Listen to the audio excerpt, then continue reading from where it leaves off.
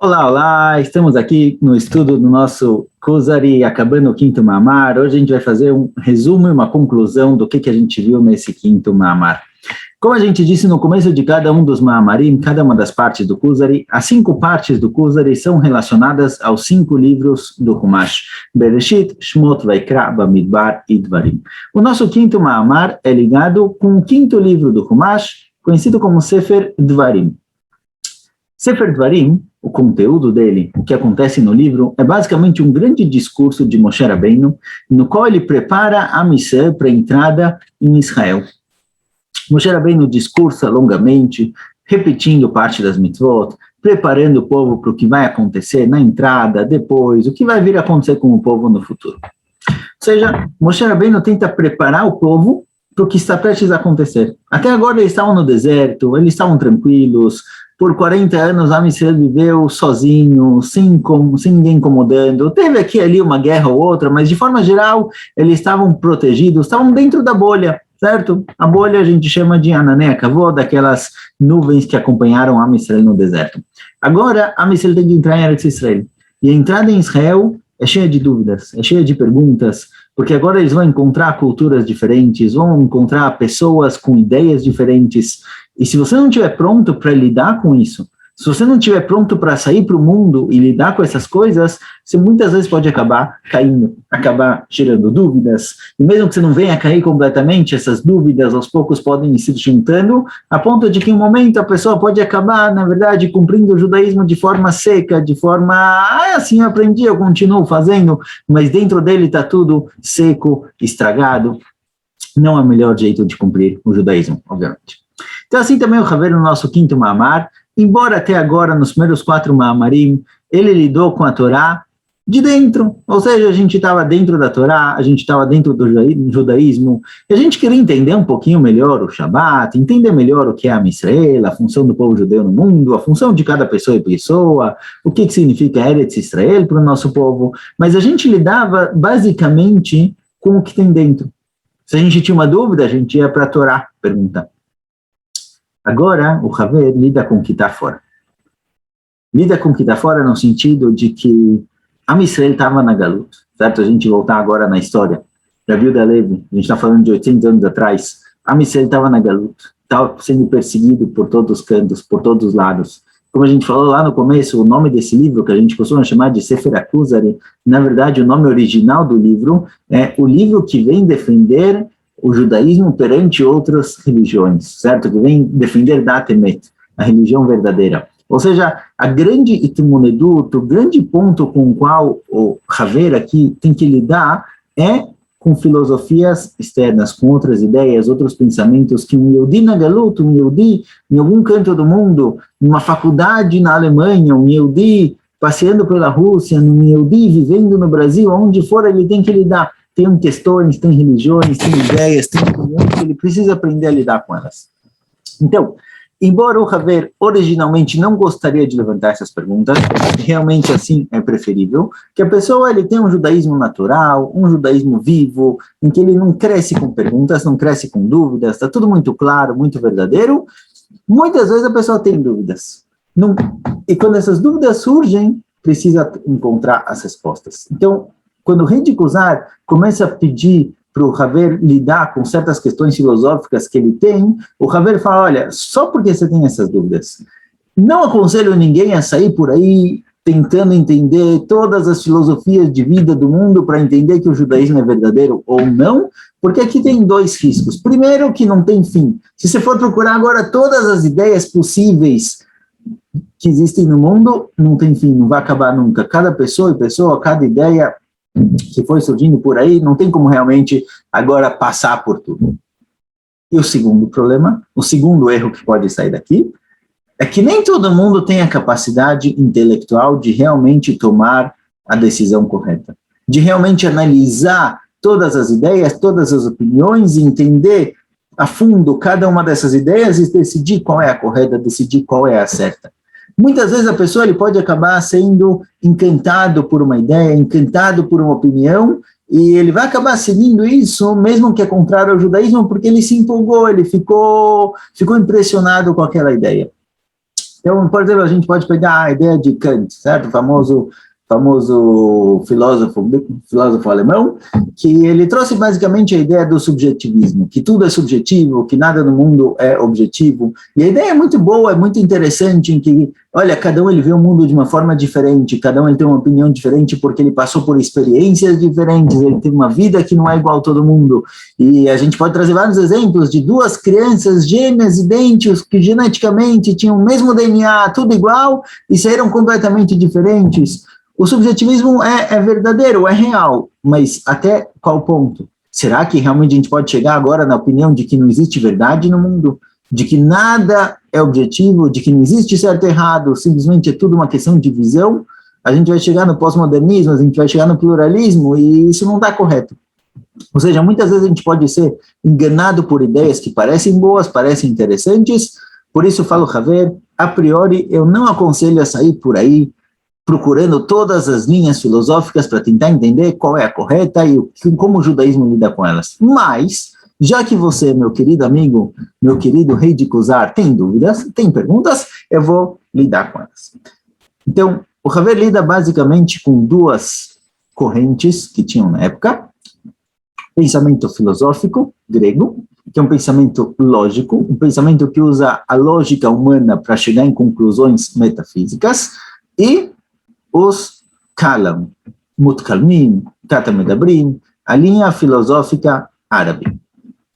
Originalmente, os primeiros que tentaram pensar sozinhos, tirar conclusões sozinhos, foram os gregos, certo? Basicamente, Aristóteles.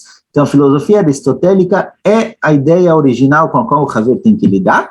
Porém, os árabes, dentro do mundo árabe, eles se dividiram em dois grupos. Tem aqueles que aceitaram o pensamento aristotélico e seguiram por aí, e tentaram combinar isso, concordar isso com o pensamento religioso, e tem aqueles que decidiram, não, todo pensamento aristotélico nasceu do pecado, não pode ser aceito, é inaceitável, a gente tem que criar uma linha filosófica que se equipare ao pensamento aristotélico. Aí saíram os Mutkalmin, certo? Essa é a segunda linha, e é com esses dois, basicamente, que o Javier vai lidar. Então, vamos lá. O Javier fala para o rei de Kuzar o seguinte: olha, até agora eu te falei da Emuná. A Emuná que vem de cima para baixo, a Emuná que você faz parte do povo judeu, e a gente recebeu a Torá no Ar Sinai, tá tudo lindo, perfeito e ótimo. Mas você tem dúvidas, você tem perguntas, você quer seguir o caminho filosófico porque os filósofos te chamaram a atenção, te deixaram impressionado. Tá ótimo, vamos lá. Como a gente pode chegar na Emuná de baixo para cima? Passando pelo pensamento humano, através do pensamento humano, chegar na compreensão, no conhecimento de que Deus existe, nessa consciência. Eu falo, Javier, vamos começar de baixo para cima, vamos começar devagar.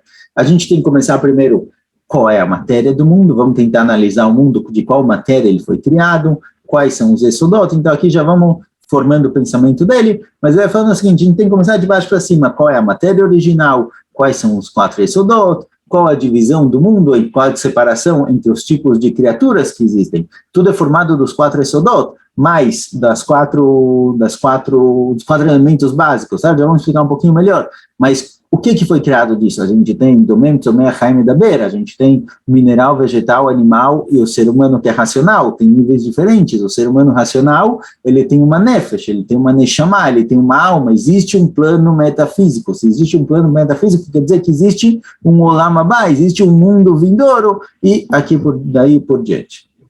Então vamos lá, vamos poucos. Primeiro, qual o Homer inicial, do que o mundo foi criado, o que a filosofia grega diz que foi o início de todo mundo. Então existe um Homer chamado Yuli, um Homer que não tem matéria, um Homer inicial que era simplesmente, não tem matéria, desculpa, ele não tem forma, ele era uma matéria, se esse Homer era o éter, se era alguma coisa desse tipo, o que seja, uma matéria original com a qual o mundo foi se criando aos poucos, e essa criação foi se dividindo principalmente em 4 Yesodot, em 4 elementos originais, que é a água, o fogo, o ar e a terra.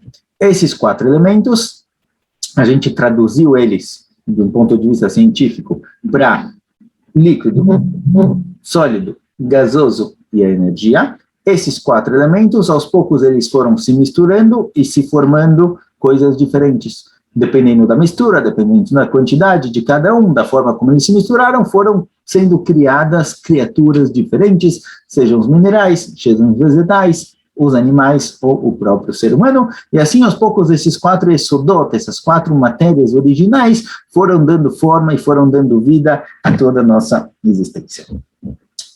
Aqui o Haver já dá uma pequena observação. Olha, quando você começa a prestar atenção no mundo, quando você começa a ver que o mundo foi criado de forma tão organizada, o mundo chegou numa situação em que tudo faz sentido, em que cada parte do corpo do ser humano, ela tem um significado, ela foi colocada num lugar específico porque ela tem aqui alguma utilidade. E você começa a olhar o mundo afora e você vê que os animais, eles são todos muito parecidos, todos têm a mesma base, todos são formados de moléculas e tem coração, e você começa a ver que existe uma ordem aqui, existe uma organização, existe uma cadeia alimentar em que todos os animais fazem parte dessa cadeia alimentar, e cada animal ele tem os seus alimentos, ele tem o que ele precisa para viver, por outro lado ele tem alguém que caça ele é o alimento de alguém, ou seja, existe aqui um ceder, existe aqui uma organização, alguém planejou isso, alguém pensou isso, isso já nos dá o primeiro clique, a primeira ideia de que, olha, tem que ter alguém pensando, tem que ter alguém planejando isso. Não pode ser que o mundo saiu perfeito dessa forma por acaso.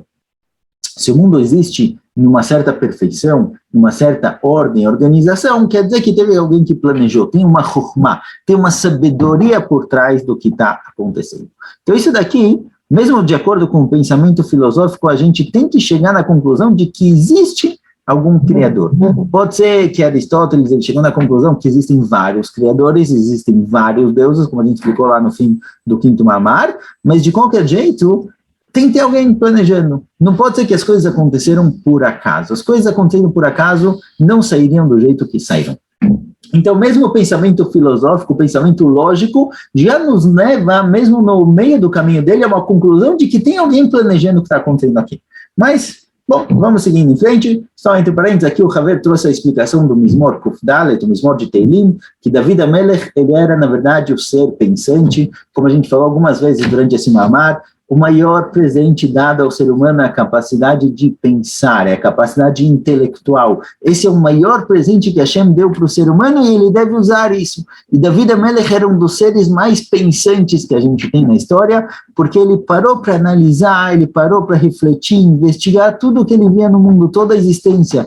Ele via animais que só saíam durante a noite, porque durante a noite eles tinham a proteção da escuridão, eles podiam caçar à noite, coisa que de dia eles não conseguiriam. Ele viu animais que conseguem, ele trouxe, por exemplo, que isso que o mundo não é todo plano, o mundo é feito de montanhas, vales, cavernas, isso faz com que animais possam se proteger de outros animais. Animais pequenos conseguem entrar em buraquinhos para se proteger de animais grandes, ou seja, foi dado para cada animal as características necessárias para que ele consiga sobreviver. A lebre, por exemplo, ela não é muito boa para atacar, ela não consegue se defender, então a Kadosh Baruch Hu colocou nela a velocidade, a capacidade dela correr, dela ser mais rápida que outros animais, ou seja, cada animal foi criado com as características necessárias para que ele possa sobreviver.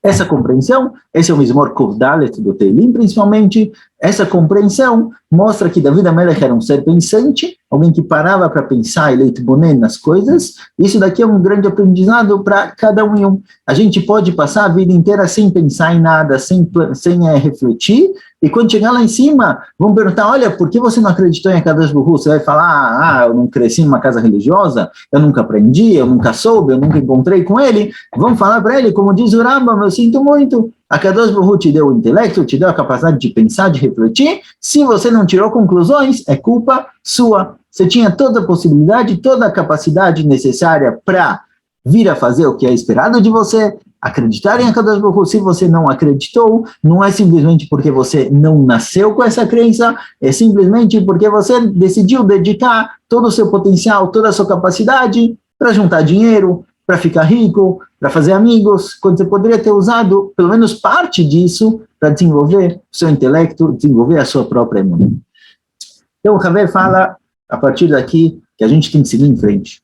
A gente chegou no animal, a gente chegou nas divisões, nos 4 elementos que geraram tudo que existe, a gente tem que seguir em frente para o ser humano. O que diferencia o ser humano dos animais? O que coloca o ser humano acima dos animais? Aqui o Haver falou, a gente tem que começar a conhecer, a compreender a Nefesh.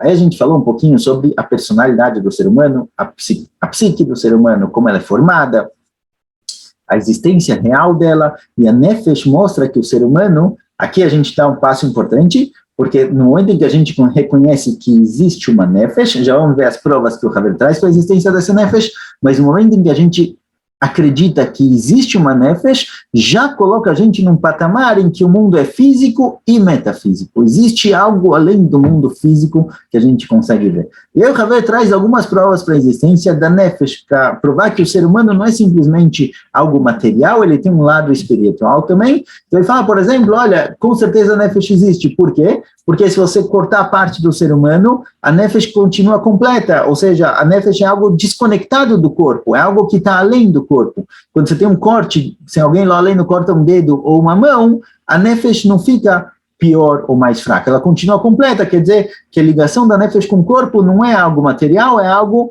metafísico. Assim também o corpo com a idade vai ficando cada vez mais fraco, vai atrofiando, já a Nefesh pelo contrário, ela vai crescendo, vai se fortificando, a pessoa vai ficando mais madura, a pessoa vai ficando com ideias mais claras, a pessoa vai ficando com uma opinião mais clara, mais forte, mais seguro de si mesmo. Então a gente vê que o caminho que o corpo segue para baixo, a Nefesh vai seguindo para cima, então eles são separados, existe o físico, existe o metafísico. Outro ponto, falou o Haver, a Nefesh ela não é limitada a tempo e espaço. O corpo é limitado ao tempo e espaço. Você não pode viajar, de repente, se teletransportar para outro lugar, e você não pode nem para o passado nem para o futuro. Você tem que viver no presente, no lugar onde você se encontra. Já a Nefesh, ela consegue pensar em coisas que estão além da visão do ser humano, além do espaço do ser humano. Passado e futuro também não são limitações. Então, a Nefesh é algo além, algo metafísico. Até aqui, o Haver ensinou para a gente a existência do pensamento filosófico, como o pensamento filosófico pode chegar na conclusão de que existe um Criador, de que existe uma Nefesh, de que existe um mundo metafísico. E aí, Kuzari fica aliviado, depois que o Haver explicou para ele de forma tão lógica, como tudo que foi falado até agora na realidade, certo? A existência da Nefesh, a gente poderia chegar na Nefesh de duas formas. Primeiro, está escrito Bereshit bara Elokim, Deus criou o mundo, criou o ser humano e deu para ele Nefesh. Ou a gente pode chegar através do pensamento lógico na existência da Nefesh, passo por passo. E o rei de Kuzar fica aliviado, olha, eu adorei tudo que você me falou nos primeiros 4 Maamarim, mas agora eu estou realmente impressionado. A construção lógica, passo depois de passo, de toda essa ideia, de toda a existência da Nefesh, me deixou impressionado. E aí o Haver destrói tudo, quebra completamente toda essa ideia, e aí ele começa a atacar um passo depois do outro, todo o pensamento filosófico, a existência do éter é papo, é mito, ninguém nunca viu, a existência dos 4 Esodot, os 4 elementos básicos que formam toda a criação, é papo também. Fato é de que nunca você vai conseguir transformar um ser humano de volta em ar, água, fogo e terra, você não tem como desfazer isso. Se você aproxima duas coisas, elas não vão se misturar, de repente virar algo novo, as coisas não funcionam dessa forma. Então, por mais interessante que seja o pensamento filosófico, por mais impressionante que seja, tudo isso é simplesmente conhecido como demagogia. Ou seja, eles usaram o fato de que você confia neles no pensamento físico, relacionado ao mundo físico, a matemática, a sociologia, a economia, eles usaram isso, essa crença, esse bitachon, isso que você acredita neles, para também te passar uma ideia do mundo metafísico que não é real. Que se realmente você pedir para eles, me prova a existência desse mundo metafísico, eles não vão ter provas. Simplesmente, nós fomos enganados, o pensamento aristotélico enganou o ser humano, ele usou isso que você acredita nele nas questões físicas, que ele pode provar, matemática, física e química, ele usou essa confiança que você tem nele para falar de um mundo imaginário que eles não têm prova nenhuma. Então assim o Haver destrói completamente o pensamento aristotélico, ele segue em frente para Shitata Mutkalmin, Kalam, Katamedabrim, esse pensamento árabe. Agora, ele não lida muito com esse pensamento, ele trata de algumas questões que são diferentes do pensamento judaico, porque aqui a gente está falando já de alguém que acredita no Criador, acredita que Deus criou o mundo, simplesmente ele tem ideias específicas que não combinam com o pensamento judaico, então ele não tem que lidar aqui com a base de toda essa questão, base de toda essa linha filosófica, porque a base é a mesma, é a crença de que existe um Criador, de que a Kadosh Baruch Hu interfere no mundo, de que ele criou o nosso mundo, de que o plano metafísico vem, na verdade, do fato de que a Kadosh Baruch Hu se revelou para o mundo, isso é a base do pensamento, porém tem questões aqui e ali, que essa linha filosófica é diferente da linha judaica, em pontos significativos para o dia a dia do ser humano, por isso o Haver vai lidar justamente com esses pontos. Um deles é a criação do mundo, não a criação do mundo no sentido do que aconteceu no passado, e sim com o fato de que esses Mutkalmim diziam que o mundo está o tempo todo sendo recriado. A Kadosh Baruch Hu está o tempo todo renovando o mundo. Embora em Nefesh HaChaim o Rav Chaim Volozhin traga algo parecido, o Rambam em Moreh Nevuchim, e assim também o Kuzari aqui explicam que não, o mundo não funciona dessa forma. A ideia dos Kalam, a ideia dessa linha árabe dizia o seguinte, que a Kadosh Baruch Hu está o tempo todo renovando o mundo, inclusive todas as leis da natureza, toda a existência, na verdade, o tempo todo ela não é constante, o tempo todo ela é recriada, e ela pode mudar a qualquer momento.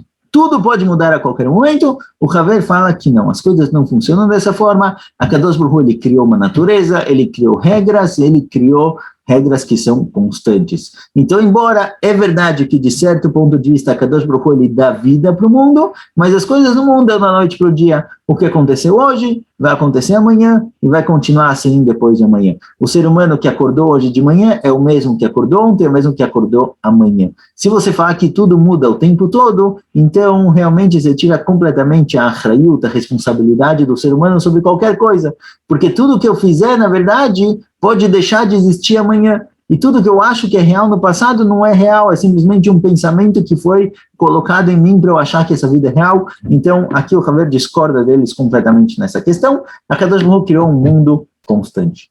É verdade que ele dá vida, ele é a bateria do mundo, mas o mundo é constante. E aí o Haver começa a lidar com questões também meio que derivadas dessa questão, mas são várias questões que são muito interessantes no pensamento de todas as culturas e também no pensamento judaico. A primeira delas é o livre-arbítrio. Será que existe livre-arbítrio ou será que não existe livre-arbítrio? Será que o ser humano tem liberdade de escolha ou não? Aqui o Haver falou que essa questão, por mais forte que seja a questão, por mais incômoda que seja a questão, é uma questão puramente teórica, porque na prática ninguém se sente obrigado a fazer alguma coisa, todo mundo sente que ele tem o direito de escolher. Certo? Todo mundo no dia a dia, não, embora a questão é puramente teórica, às vezes ela é só para provocar, porque na prática, quando você for fazer alguma coisa, você sente que você tem liberdade para fazer aquilo. Então, obviamente, o livre-arbítrio ele é real. A gente trouxe também aqui fontes da Torá que mostram que existe o livre-arbítrio, o próprio fato, como a gente vai ver agora na continuação, da pessoa ser castigado por fazer algo errado ou ser recompensado por fazer algo certo, significa que ele tem o livre-arbítrio. Depois que a gente falou que o livre-arbítrio é real, surge a pergunta, mas espera aí, se o livre-arbítrio é real e eu posso decidir, como pode ser que a Kadosh Baruch Hu sabe o que eu vou escolher? Então, existe o livre-arbítrio? Ou é tudo predestinado? A Kadosh Baruch Hu já planejou, já sabe o futuro. Se ele já sabe o futuro, então eu não tenho real escolha. Aqui a gente trouxe duas explicações para o próprio livro do Kuzari, uma mais parecida com o Rambam, uma mais parecida com o Ralbag, duas opções possíveis, ou que realmente a Kadosh Baruch Hu sabe o futuro, ele sabe exatamente o que vai acontecer, mas isso não é pergunta com relação ao livre-arbítrio, porque o conhecimento divino é uma outra dimensão, é um outro plano, não são perguntas contraditórias. Para ser contraditório, tem que ser duas perguntas que estão no mesmo tema, no mesmo nível. Se a gente está pegando o conhecimento de Akadosh Baruch Hu e a escolha do ser humano, o pensamento do ser humano, são duas coisas que estão em níveis diferentes, então não é pergunta, certo? Como a gente trouxe o Machá famoso, a maçã ela é doce ou verde, não é contraditório. Se um responde que ela é doce ou fala que ela é verde, não são coisas contraditórias, porque não são perguntas que estão no mesmo nível. A outra opção é que a Kadosh Baruch Hu, ele não sabe o futuro exatamente, ele não tem 100% de certeza do futuro, ele tem 99,9% de certeza do futuro, porque ele conhece a natureza do ser humano, ele conhece todos os dados e ele sabe o que vai acontecer. Do mesmo modo que um adulto sabe que se ele oferecer para uma criança um chocolate ou brócolis, a criança vai tender a escolher chocolate, embora a criança tenha livre-arbítrio para escolher. Ele sabe o que ele vai escolher, ele pode decidir sozinho, mas isso não quer dizer que eu não sei. Eu posso apostar que a criança vai escolher o chocolate, porque eu conheço a criança. E se eu sei que é uma criança que não gosta de chocolate, eu sei que ele vai escolher o brócolis, ainda assim a criança tem livre-arbítrio para escolher. O fato de eu saber o futuro não quer dizer que que no momento passado o livre-arbítrio não existia. Então, assim, a gente falou sobre, com relação ao mundo ser predestinado ou não, o que nos levou à questão se a Kadosh Baruch Hu interfere no mundo ou não. Digamos que ele deu o livre-arbítrio para o ser humano, ele interfere no mundo ou ele deixa as coisas rolarem? Aqui o Haver explicou para a gente que o mundo é dividido, na verdade, de duas formas. Existem coisas que são interferência divina direta e coisas que são interferência divina indireta. Dentro da indireta, a gente tem 3 tipos de interferência divina indireta. A gente tem a natureza do mundo. O que quer dizer a natureza do mundo? A Kadosh Baruch Hu criou uma natureza. Então, no fundo, tudo que acontece naturalmente, o sol nascendo, a chuva molhando, tudo isso, foi a Kadosh Baruch Hu que fez acontecer. Mas não que naquele momento ele interferiu. Ou seja, se uma casa começa a pegar fogo, a casa começou a pegar fogo por quê? Porque alguém colocou fogo na casa. Por que alguém colocou fogo na casa? Porque ele quis, porque ele tinha uma briga, ele tinha algum problema. A gente pode falar que a casa está pegando fogo porque a Kadosh Baruch Hu quis? Sim, a Kadosh Baruch Hu criou a madeira, criou o fogo e criou o fato de que o fogo queima a madeira. Então, de certa forma, mesmo o mundo natural é da vontade divina, é a criação de Kadosh Baruch Hu, só que de forma indireta. Então, a primeira é natural, a segunda é a berreria seletiva, o que o ser humano escolhe fazer. Então, toda a escolha do ser humano é uma escolha do ser humano, mas quem deu para ele esse direito de escolher é a Kadosh Baruch Hu. Então, de forma direta, a Kadosh Baruch Hu fez aquilo acontecer. E a terceira são coisas casuais. Às vezes acontecem coisas que a gente não teve controle, não estava no nosso planejamento, simplesmente por distração. A pessoa quebrou um copo, a pessoa tropeçou, perdeu um ônibus, qualquer coisa desse tipo. A Kadosh Baruch Hu, 2 formas de entender. Ou a Kadosh Baruch Hu criou um mundo em que o caos é possível, em que é possível acontecerem coisas por acaso. A Kadosh Baruch Hu, milechatchila, a priori, ele já criou um sistema, digamos assim, imperfeito, que pode ter imperfeições. Não imperfeito, o sistema é perfeito, só que parte do ser perfeito é incluir imperfeições, ou que, assim completa o Haver, no fim, na verdade, que embora exista essa opinião dentro do judaísmo, que existem coisas casuais, as coisas podem acontecer por acaso, sem interferência divina, e a Kadosh Baruch Hu não queria que aquilo acontecesse, digamos assim, mas a linha mais comum dentro do judaísmo, mais aceitável, é que a Kadosh Baruch Hu queria que aquilo acontecesse, só que ele agiu de forma indireta. A grande diferença é se eu tenho que encontrar significado em tudo que acontece. Perdi o ônibus, tenho que buscar um significado para isso ou não? Se é casual, não tem significado. Mas se a Kadosh Baruch Hu queria que eu perdesse o ônibus, e ele fez o meu despertador não tocar, ou ele fez com que eu perdesse as chaves para que eu chegasse atrasado e perdesse o ônibus, eu preciso encontrar um motivo, um significado para aquilo.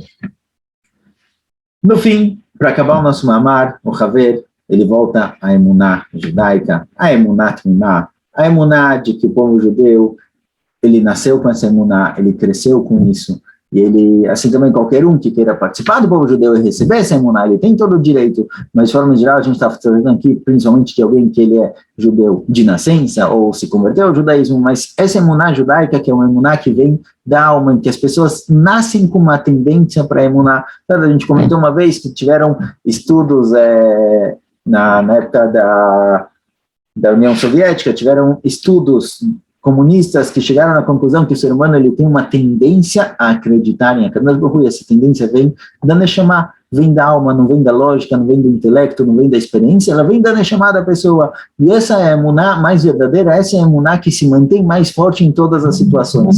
Então, embora o Haver, durante todo o nosso quinto mamar, tenha explicado de forma lógica como funcionam, como chegar na emuná logicamente, no fundo, a emuná mais verdadeira que se mantém mais forte é a emuná original, que ela é baseada na tradição judaica, na Neshama da pessoa, e tudo que foi falado no quinto mamar serve simplesmente para tirar dúvidas, para evitar confusões. Se a pessoa já tem essas perguntas, já tem essas dúvidas, então tá bom, a gente pode lidar com ela, não tem que ter medo, não tem que ficar assustado com as perguntas, porque mesmo as ideias aristotélicas mais impressionantes, o Haver derrubou elas uma depois da outra. Então, o judaísmo, ele é verdadeiro, ele é real, e se a pessoa tem dúvidas, que pergunte, a gente acha a resposta para tudo.